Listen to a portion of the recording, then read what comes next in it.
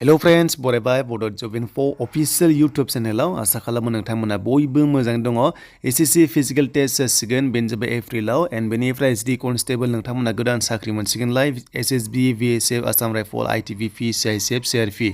स' नोंथांमोना बेसेनिफ्राय cut off थांगोन गोबां गोनो गोथो जागासिनो दङ आरो बेनि सायाव मोनसे भिडिअ खालाम होनगासिनो दङ जायफ्रा SSC केन्डिडेट्स बेनिफ्राय आपकामिं SI आसाम पुलिसनि जासिगोन एग्जाम एन्ड बेनिफ्राय नोंथांमोननि एक्साइजनि दायो सोलिगासिनो दङ जेल अर्डारनि नोंथांमोना बयबो मोजाङै खारबानो जाबाय जाहाथे नोंथांमोना काट अफ थाङो आरो नोंथांमोना साख्रिखौ मोननो हायो स' बिदिब्ला लोगोफोर गोबाव खालामा जों थांनायफोर अफिसियेल साइटआव SSC आव एन्ड बेनिफ्राय नोंथाङा चेनेलाव गोदानै फैदोंब्ला साबस्क्राइब खालाम मानोना गोबां जब्स फैगासिनो दङ लोगोसे BTC आवबो फैसिगोन थाबैनो नोंथांमोना आपडेटखौ मोननो हानायनि चान्सआ दङ दा लोगोफोर जों फैबाय अफिसियेल साइट SSC आव एन्ड SSC आव फैनाय लोगो लोगो नोंथांमोना एडमिट कार्डआव क्लिक खालामबा थाबैनो जेब्ला लिंकआ एक्टिभ जासिगोन एडमिट मोनसिगोन बेनो जाबाय फिजिकेल टेस्ट दा नोंथांमोनखौ फिजिकेल टेस्टआव लिंहरसिगोन बेनो जाबाय GD अके स' GD आव 46,000 भेकेन्सिनि बारा दङ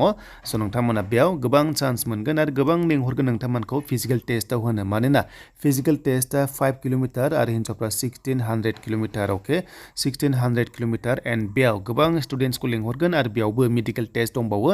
दा बेफोराव माखासे थालांबावो नालाय बेखायनो नोंथांमोनखौ लाख लिंहरगोन अब्ला स' नोंथांमोना खम काट अफनिफ्रायनो रानिं खालामनो मोननायनि चान्सआ दङ दा हमना ला आसामाव हमना ला 3,000नि बारा दङब्ला नोंथांमोनखौ मथा-मथि गैयाब्लाबो 15निफ्राय 20,000नि स' 15निफ्राय 20,000 केन्डिडेट्सखौ लिंहरगोन अब्ला नोंथांनि नामाबो थानायनि चान्सआ दङ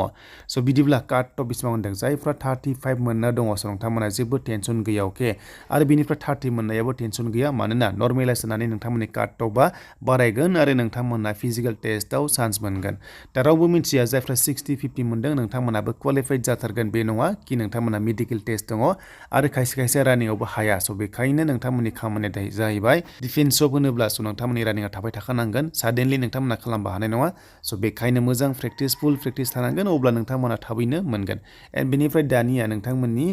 एग्जामनि काट अफ माब्ला मोनगोन दा बेखौ खोनानाय बादिब्ला सर्सनिफ्राय मोननाय बादिब्ला 20 मार्चआवहाय रिजाल्टआ फैगोन बादि होननाय खोनादों एन्ड बेनिफ्राय सर्सनिफ्रायसो आरो बियो अफिसियेल नटिस होथाराखै आरो जेब्ला होयो नोंथांमोना मोनखागोन नाथाय बियो चान्सआ दं मानोना नोंथांमोना एप्रिल मेसिम रिलिया जाबाय थागोन बेखायनो नोंथांमोना जाहाथे बेखौहाय मोजाङै प्रेक्टिस खालामखायो स' बेनिफ्राय जायफ्रा फिमेल केन्डिडेट्स नोंथांमोना हमना ला 30+ मोनदोंबा नोंथांमोनाबो चान्सआ दङ